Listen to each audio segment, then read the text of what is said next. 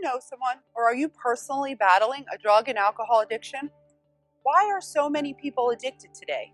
And why have so many people died as a direct result of this disease? If you've been affected by this problem and want answers like we do, then join us in our efforts to face this disease. Our purpose is to examine the truths, expose the lies, and uncover and provide resources to this affliction. Come, join us in this journey. I was 26 years old. I was sitting in my truck in the parking lot of a movie theater getting high. I was an outcast my whole life, I didn't know where I belonged. Knocking my head against the wall over and over and over again. So I came to Narcotics Anonymous. I heard a message that made my ears pop. People who I can relate to and identify with. Managed to heal relationships, start families, and be happy with life.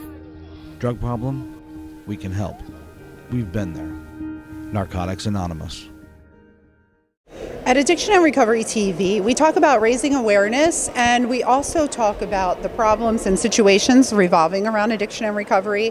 And it's always important to remember that if you struggle in an area and you're looking for help or resources, there are plenty available. And sometimes it just takes picking up the phone and making one simple phone call that can make all the difference. So remember, we're always available and we're ready to help you in any way that we know possible, and definitely lead you in the right direction, because along the pathway of darkness, there is a light of hope along those roads. So hopefully you will be open to see the light and walk in that direction. So if it's mental health, if it's addiction, even suicide, the help is always readily available. Just take that initiative to reach out and receive it.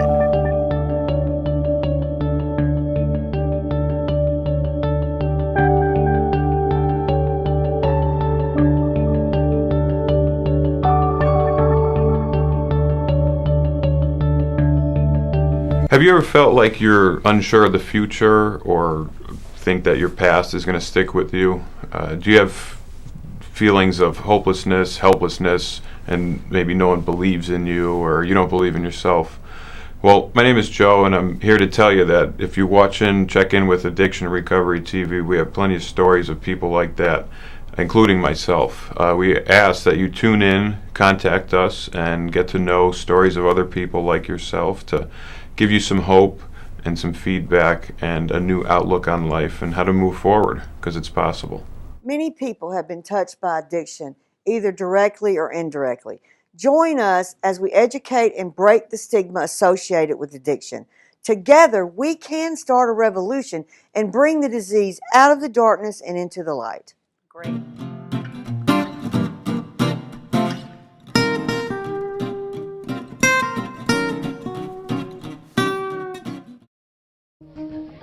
I was 26 years old. I was sitting in my truck in the parking lot of a movie theater getting high. I was an outcast my whole life, I didn't know where I belonged. Knocking my head against the wall over and over and over again. So I came to Narcotics Anonymous. I heard a message that made my ears pop. People who I can relate to and identify with. Managed to heal relationships, start families, and be happy with life.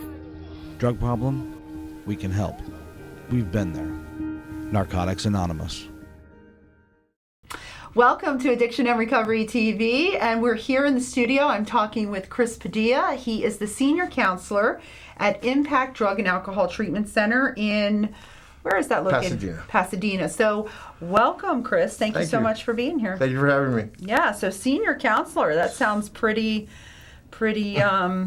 VIP, important, right? You got an important role at this treatment center, huh? Yeah, so let's talk about that. From what I know about Impact, right? This is a facility that's a little different than the rest because it's not one of your, over-the-top type treatment centers that sometimes, they're very posh, they're very luxurious. That's the word I should use.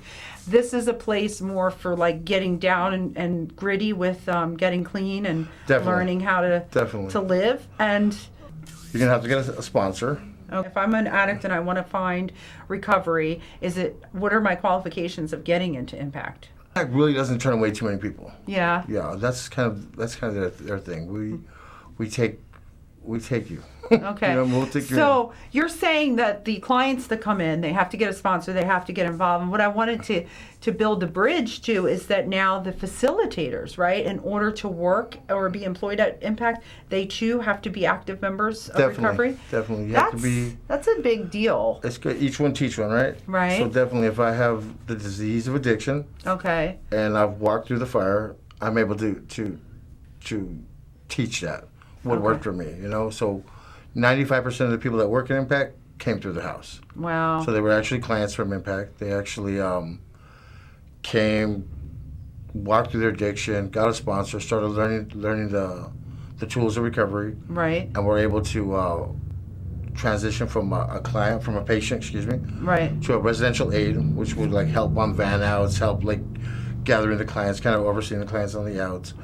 After the residential aid, they're offered an internship if they're doing what they need to be doing, and we hire from our internship pool. That's amazing. So all our caseworkers, senior counselors, even clinical directors, everybody who's up the ladder right. was once a client. Well, you know what? That's a very unified system. That whole idea. I mean, that's encouraging in and of itself as an addict that's seeking recovery or treatment to say, listen, there's the aftercare is actually advancement for life and career, and just what a motivating factor, Definitely. I think a lot of treatment centers or facilities could learn from that model. It's very different, and it's very effective, right? Very effective. So, I mean, is that basically your story? Were you someone that came in as a client? I definitely came in as a client. Okay, so you had some I've been in Impact addiction. 4 times. Okay. So tell I got us about that. So Yeah, the break first it time- down, Chris. Tell the us. first time I'll break it down. First time I fell in love. Okay. Right, because it's a co-ed facility. Oh, rehab Oh romance. yeah, that Okay. lasted about 47 days, and they had to terminate me. Okay. And they gave me chances, they gave me opportunities, but once you kind of like set on that, like recovery comes secondary.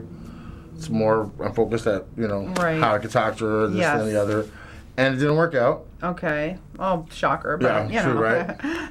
I was, she was a stripper. Oh, I wow. was a This is tweaker. like. It was meant to be, yeah, meant right? to be. This is like. For whatever reason, it didn't work out. Right. The second time I came back in the house, I had more willingness. Right. And I definitely liked recovery. I definitely liked dry socks. I definitely Right. like, being able to look at myself in the mirror, being able to have my family with me. Dry socks. Dry socks is Wow. huge. It's a big part of my story. Wow. Yeah, dry socks is a luxury. See, that's amazing. That's like, that's impact right there. That's like, the stuff like that. Yeah. You hear warm bed, you hear my family talking to me again, but like warm socks, you know? Dry socks, yeah. Dry socks. Yeah. Which Like, would I be just throw my probably socks warm away if I'm in my right? addiction. Yeah, Yeah, okay. there's no changing. We just throw them. We just Right. push forward, So then, then definitely it came to a point where I finally walked in the door and I had to ask myself, like, what am I doing wrong? Like, Right. I wanted to be clean and sober, but there was something missing. So I came in and I had that kind of that Forrest Gump moment where it's Right. like, you tell me exactly what to do, Drill Sergeant Sure, and I did exactly what they told me to do because my ideas are skewed. right, you realized yeah. that what your way wasn't working, right? And I just had to be honest in all my affairs. I had to be honest, and I had to be vulnerable, and I had to ask for help. Right. And when you're willing to ask for help, then you'll hear the message. But if you're kind of like on the fence or you Right, got right. other, then it's not gonna. You're not going to get the full benefit, You're not right? gonna get what you need to get. And when you're ready, if you have that surrender, that only you can earn. Right. You can only earn surrender. You can't buy it. You got to earn it Right. with pain, with embarrassment, with just the brutality of addiction, Right.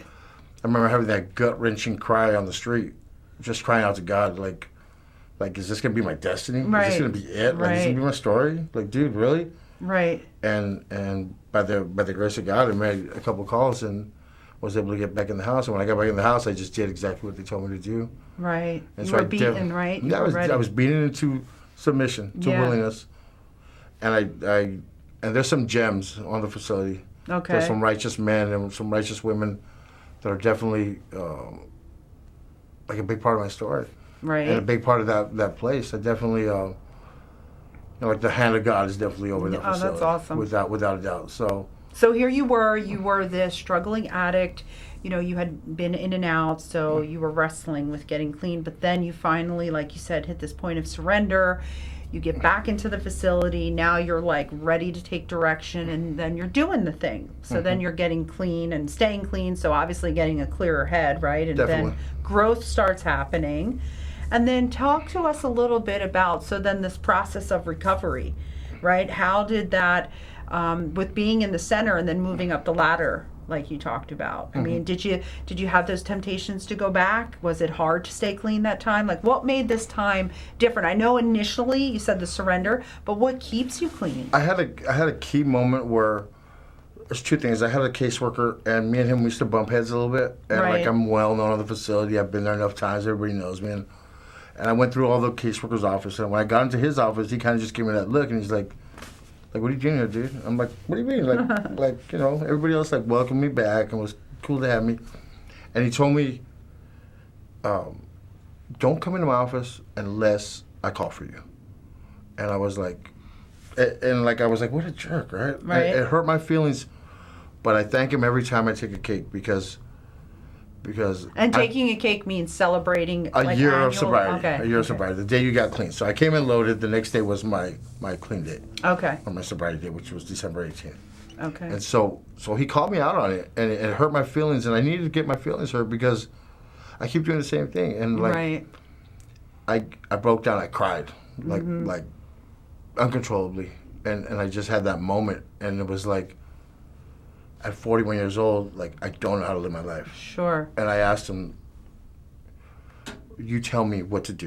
You Right. tell me one thing to do, because if you tell me two, I'll F them both up. So you're in this in the Impact Drug and Alcohol Treatment Center. How long is the program? Is it vary? 6 months? It varies. 90 If you do the residential aid and the internship, you could be there for a year, Okay. which is critical because like Right. we're not, after 30, 60 days, we're barely getting our Sure. feet under us. But So what's the model look like? You come in there. What is the primary focus? I mean, is it groups during the day? Go to meetings? two groups that you go in, the house is open at 7, closes at 8, your bed's got to be on point. That's kind of my job, make sure that all the beds are together, the clients Right. are together. So you have to be responsible, accountable. Beds are on point. Your room's on point. Groups at 8:30. We have two groups, one at 8:30, one at 2. Mm-hmm. After 2 o'clock group, the house is open, and then we ship everybody out to meetings. Okay. All the way from Pasadena to West Hollywood, we come out. So what about addicts that come in off the street kicking or having drug withdrawal? Is we there have a medical? detox. Yeah, we have a detox, medical mm-hmm. detox. So that's good. They That's can get good. the help and services that they need to get off of to get the substances out. Yeah, So, we got medical detox. That's kind of big for us right now. So right. So okay, then after a year, then what? Then what? Like for you, what happened? Then what? After your year? So I did internship. After my internship, a spot opened up on the board where it's Okay. like finally somebody leaves or somebody goes to another treatment center or somebody went back to work. And so, jobs open up and they slid me back in. Mm-hmm. Actually, I left Impact in my internship and I worked right here down the street in West Hollywood. right. Stayed there for a couple of years, continued to work with my sponsor, continued to go to meetings, had a big part of this treatment center in West Hollywood. And then a spot opened up as a group facilitator, so I came back home, Wow. essentially. And when I came back home, it just, So how long you been there now? maybe 2.5 years probably. Okay. 2.5 years. So here you are, you're working in treatment, you're the senior counselor. Like, talk to us about what do you see? Like, what are the mistakes that people make that they just can't seem, the obstacles that get in their way that you could say, hey, listen, maybe you want to take a look at this, and this. Like, to let our audience or our viewers know that these are common mistakes that maybe you can avoid, possibly. So many. I always start off with, like, your only decisions here should be chicken or beef. Okay. Like, don't make any decisions. Like, you're really Right. bad at making decisions. If you wind up in treatment, you're already, your decision-making skills are skewed at Right. the very best. So, just the simple taking direction Okay. of, like, you tell me how to do this. Some humility, like you had. You gotta, like you had. You gotta have that. Without that, you're just gonna run Right. your own game. Well, what if someone said, but Chris, how do I have humility? How do I stay willing? How do I get in the middle of this thing? Or like, how am I going to be okay? Like maybe I got the drugs out of my system. Maybe I'm not really jonesing, but like my life is all up in the air. I don't know who I am. I'm willing. I think I'm ready, so how do I really do it? You know, how can I stay alive, really? Because that's what you're trying to do, save lives at these facilities, right? Sure. So, I mean, if someone comes in and they're just so scared or vulnerable, I mean, and they want all of the answers right away, like they just want to be better, you know, what do you tell them? Sometimes you just got to keep them in the moment. Like in look the at- I moment. just need you to go to group. Right. After group, you come back and see me. All right, I'll stop traffic. We'll Right. have a conversation. You just got to get them out of that moment. Okay. And it's moment to moment with some people, and you just got to Right. Yeah, we hear the just for today and how important. Would you say that's like super Definitely. important? Definitely. You know? Just for right now. Sometimes, Right, just for right now. So, I mean, this the Impact Drug and Alcohol Treatment Center. You have a lot of different people that come through. I mean, what would you say that is some of the problems that you're still seeing in treatment? I mean, like everybody wants their position or their role, whether it's career or just in life. Like we can all make adjustments and get better. What would you like to see happen in treatment that we advance in that area? You know. I mean, is it because there's a lot of with I've noticed that with treatment centers, some of the things, now your treatment center is very recovery based, so they are promoting, you know, or they are putting the focus on recovery, but you notice what some treatment centers is just about like getting these people in, getting that funding or whatever, however the center's going to get paid, and then just putting them out without enforcing how important aftercare is in a recovery or a 12-step program. It's huge. And That's what I see as a big problem. They are not learning how to stay on the path of recovery. It's huge. That sometimes when we see people, people live today. Right, A gentleman came in, he was ready to go. And I show him the apps that are on my phone. right. The existing apps For meetings, for 12-step right. fellowships, And right? I show him how to download it. Because it's like if I walk out the door and I don't have even a minute plan, like I'm Right. done. I'm done. Right. So having a plan in place when you Definitely. walk out the door is Definitely. super important. And 95% of our clients, our patients, they go to aftercare. Okay. They go to Because they learn that in the facility, hopefully, right? definitely where it's implemented. Like, are you going to Okay. go to our outpatient program? We got one in Okay. Pasadena, one in downtown, and they're going to have a caseworker there, a little bit more freedom. Okay. We do bridge housing, which is from Medi-Cal, so they get a little bit more housing, 90 days. And by that time, if they're about it, then everything will start clicking for them. Nice. And if they're a little bit, Right. So we're here and we're talking with Chris, and we're getting a lot of information. Chris is the senior counselor at the Impact Drug and Alcohol Center, and he's talking to us a little bit about not only his experience with going through the rough road of addiction, but then finding recovery in Impact, and then going through that process of continuing to grow with working and being a facilitator at Impact. And then we're looking at the dichotomies and the dynamics of why addicts continue to struggle and not get clean. And so Chris talked about the importance of surrender, humility, and then also having a plan in place. So if you're out there and you know someone that is struggling, especially in this area, I mean, Impact, you said, it's a local facility, and they really stress the importance of recovery and aftercare. And we've noticed on Addiction and Recovery TV how important aftercare is, and we don't really see a lot of that emphasis. So we're excited that Impact is doing that and letting their clients, letting their patients know that they need to get that aftercare. So Chris, you got to tell us in closing that we've touched on a lot of these topics. We've pointed the arrow in the direction. I mean, we've given the information. We've talked about what an addict is and how they struggle. They can come to Impact and find treatment and recovery. But there's people out there that are still struggling, or maybe they don't know how to turn that corner. How would you encourage someone, our viewers? Maybe you want to, talk to our audience and say, what could you tell them if you can give them encouraging word or a little bit of hope, shine a little bit of light? I would say that there's got to come a point where you're going to ask yourself, is this going to be my destiny? Is this going to be my life? Is this what I'm signed up for? Right. And there's got to be a certain amount of pain and humility. And once you get to that point, there's so many programs that are just a phone call away. Right. But am I going to stay on this merry-go-round forever? Am I going to continue this? Because once you've lost the control, Mm-hmm. you know, the ability to stop, then you got to make it. You got to make a decision. You got to make Right. a decision.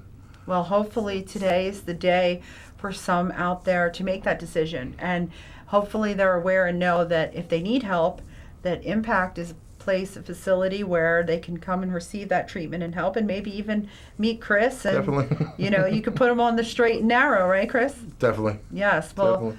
thank you so much for joining us here today. My pleasure. At Addiction and Recovery TV, and we, you know, we commend you for your service and what you're doing, and helping. You know, because isn't the recovery and treatment model about saving lives and keeping people alive? You know, I Definitely. mean, it's life or death out there. Definitely. You know, so keep doing what you're doing, Chris. Okay. Thank you so much. Thank you. You can contact Chris and find out anything about Impact that you would like to know, or contact the facility directly, and always reach out to us and give us your feedback, and we want to hear your story or possibly have you as a guest. Thank you for tuning in to Addiction and Recovery TV. What I'd love to see from today's event is that understanding that the silence will end. No longer should folks who have suffered through addiction, whether they're currently in the throes of it or whether they've recovered, hide the reality of what they've been through. First of all, it's the only way we're going to be able to transparently in our society rip off the scab and allow badness to flow away so we can actually heal as a country. But also, we're losing 20 plus million people as allies, folks who've been addicted and are in recovery and can attest truthfully that recovery is real, because most of the folks who are still addicts don't think it is. And that's true for mental illness too. Right, and so that brings us to the topic that addiction is real, and if you know, in recovery they have classified it as a disease. Are you familiar with the term disease of addiction and understanding that that is a statement? I've heard numerous people today say addiction is a disease. You need to treat it like a disease, which means you need professional help, but you got to also rally around folks and stop picking on them, because of course if they could do it, they would. And their minds don't want them to get better. And they'll ostracize people around them, so they sort of isolate themselves, which further worsens the scenario. So you begin to understand the deeper pathology of how it affects families. Of course, 1 in 3 families is influenced in some way by this. You begin to appreciate that we've got a global scale problem on our hands. It's an issue that's really important to me. I'm doing a show called Mom that deals with people in recovery. It's a Chuck Lorre show. It's a great show, and I love how we show that recovery can be fun. It's not all dreary, and we're destigmatizing it a bit, because I think people who have addictions tend to hide that fact, or feel they have to hide, or that there's some shame attached to it. And I think it's important to remove that shame and bring it out into the open and deal with it as a society, because it's such an important issue. It affects so many people, so many families, even the families of the people who aren't the addicts. And, you know, it's a whole. And there's so much support and love out there and hope that I just want people to know that more, and that's what things like this are getting that out there, getting the message out there. That is, there's actually a kit out there that can help save people's lives. And Kevin was nice enough today to bring that kit with us, and he's going to tell us first what it is. We have it here. I have one here. It is a Narcan treatment kit. And then Kevin's going to show us with the one in front of him of what this kit is and what does it do, Kevin? Can you tell us? That's an undisturbed kit. Naloxone, or we hear it commonly called Narcan, I guess you might want to call it a miracle drug, because it reduces the effect of the overdose immediately. And so it hasn't been readily available. Massachusetts was really the first state to kick it into gear, because it is a prescription drug. Well, I think it's great that everybody understands that addiction is a real problem, and it can be arrested and you can recover. And the message that we need to get out to people is hope. There's a lot of people that don't believe that they can recover and get well. And when we look at young people today, they have no idea. They're struggling hard with addiction like never before, and they ODing and dying, and they just don't believe in themselves. And we need to come to a place where we deliver a message to them that they can be restored inside. It's not what we look like on the outside. I think too many of us get caught up on, when we get recovery, what we look like on the outside, but our insides are not well. And we need to help these young people and anybody that's struggling with addiction get well on the inside and get whole. And that's awesome, talking about an inside job, right? And so I just want to thank you and mention again about that you yourself have been involved in recovery, and it's okay. You've been open about that, and so the support that you give to others with recovery. But today we were talking a lot about the addiction component, and so we hear that the phrase disease of addiction. And so what is your comments of that phrase, like really getting out there and people hearing that addiction is a disease? Well, it's about time. It should have been out there a long time ago that it's a disease. It's an illness of the mind that affects a person and controls a person's life, and it takes people to places that they can never imagine. I don't care if you come from Park Bench to Beverly Hills. Addiction will ruin your life, and whoever you are. It doesn't matter if you're successful, famous, baseball player, or whatever. There's a real issue that's going on inside with someone that's caught up in the midst of addiction, and if you ever get to the root problem of that, then they can eventually find recovery, and that's the most important statement I bring about to people.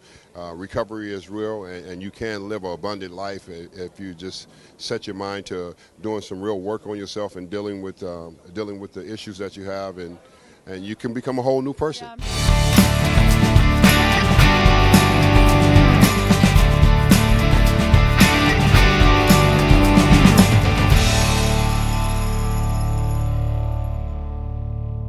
Here at Addiction and Recovery TV, we're here to tell you that there is hope and a new way of life from addiction. My name is Joe, and I just want to give a quick testimonial about my experience with drug addiction. I started out when I was much younger, got involved with narcotics at a young age. It certainly took me down quick, fast, and I had no control over it. I've been to many rehab facilities, detoxes, and eventually spending 2 years in prison, which was in fact the best thing that happened to me, because I learned that until I was ready, I wasn't going to get the help I needed. I didn't ask for help, I didn't want the help, and until something happened for me, which I call was a power greater than myself intervening, and of course the time in prison, I really needed to feel enough pain, and that's when my new past began. Because what happens is you get a new past, a past worth talking about. Everything in the old past it's there, you got to leave it there. And like I said, the good news is that we can move forward like myself. And today I'm living a life, beyond my wildest dreams, and it's all because someone, helped me and believed in me, and I believed in myself. And I'm here to tell you that it's possible for you too, if you or someone you know is struggling with addiction or any kind of ailment. And the good news is there's hope.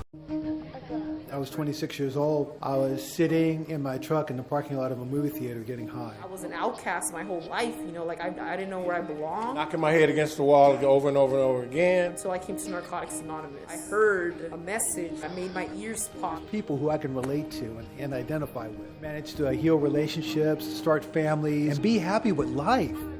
Drug problem? We can help. We've been there. Narcotics Anonymous.